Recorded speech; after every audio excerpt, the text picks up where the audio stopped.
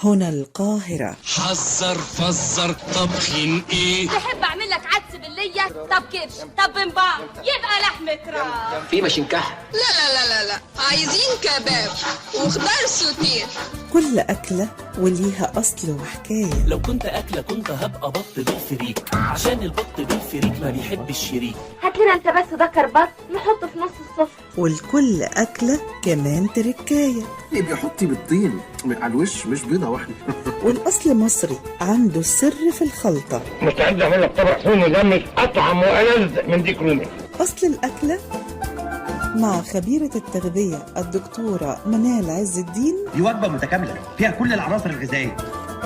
والشيف مريم زرن. ما تنساش الصلاة طاق. أمان.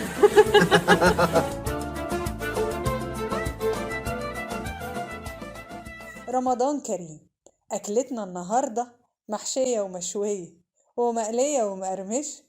طبقنا النهاردة طبق الفراخ. فراخ يا خالتي، فراخ. ده فراخ بحقيقي. منين يا بنت؟ المعلم صاحبها طلب 75 جنيه وانا ضحكت عليه خالص واشتريتها منه ب50 قرش. وسكت؟ سكت. مش ممكن فرخة ب50 اوعى تكون مضروبة يا لينا. لا ما ضربهاش قدامي، ما ضربهاش. ب50 قرش؟ ب50 قرش بس. دي ما ترجعش يا جدعان. استنى بقى. ما ترجعش. كل مرة تجيب لنا فرخة كل شهرين. كل شهرين. تجيب لنا واحدة ب50 قرش زي دي. ماشي يا برافو.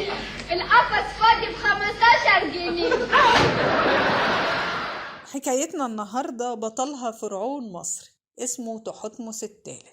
كان تحتمس الثالث في سوريا في حملة عسكرية، وهو هناك أعجب بطائر أنيق اللي هو عرفنا بعد كده إنها كانت الفراخ. خد الطائر الجميل ده كطائر للزينة مش للأكل. ولما رجع مصر كان عامل تحتمس الثالث في قصره حديقة تحتوي على نباتات نادرة وحيوانات وطيور نادرة. ضم الطائر للمجموعة بتاعته، وقعد المصريين مئات السنين يتعاملوا مع الفراخ على أساس إن هي طائر للزينة، لحد ما جه البطالمة وقرروا ياكلوها ويدقوها ويعرفوها. وفعلا جربوا ودقوها وطبخوها، ولحد النهاردة احنا بنطبخها، نقليها ونشويها ونحمرها ونعملها بانيه وشاورما كمان. ما خير ربنا كتير اهوت، فرختين في التلاجة هيكفونا. يكفوا مين؟ الفرختين دول انا عينهم لرمضان الجاي. خلينا نروح لمريم بسرعة عشان تعمل لنا وصفة شهية وصحية للفراخ. عشان تنضفيها هتلاقي حاجات كده، ما ترميش حاجة أنا بقول. الرجلين خليها والزعرورة والمنقار كله. تعمل ايه بالرجلين؟ كله هعمل بيه بلاوي. والريش اخليه كمان؟ الريش هعمل لك بيه الوسادة الخالية. النهاردة بقى عايزين نعمل الفراخ جوه الكيس الحراري. احنا هنجيب الفرخة هنغسلها كويس قوي قوي، وبعد ما نغسلها هنحطها في حبة مية ساقعة لمدة دقيقتين 3.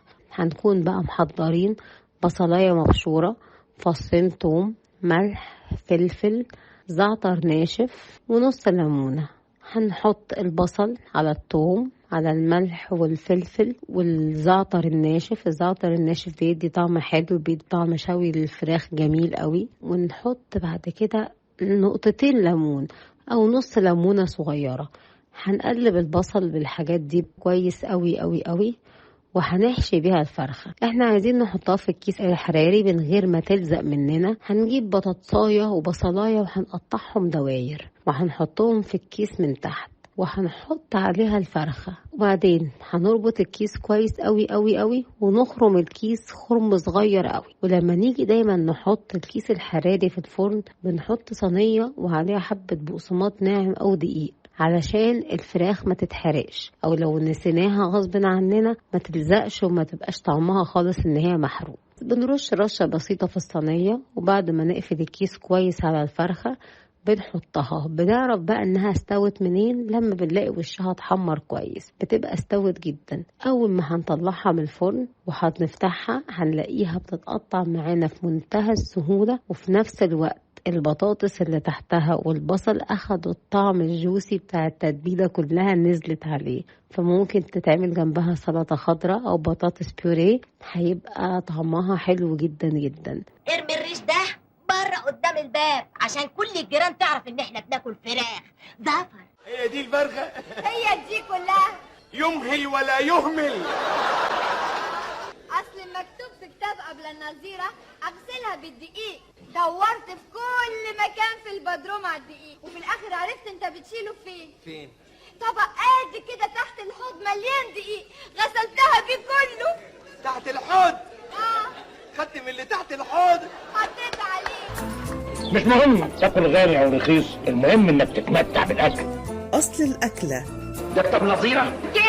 كلمة إخراج رانيا مجدي. كان نفسي اعزم اصحابي مش ياكلوا يتفرجوا بس.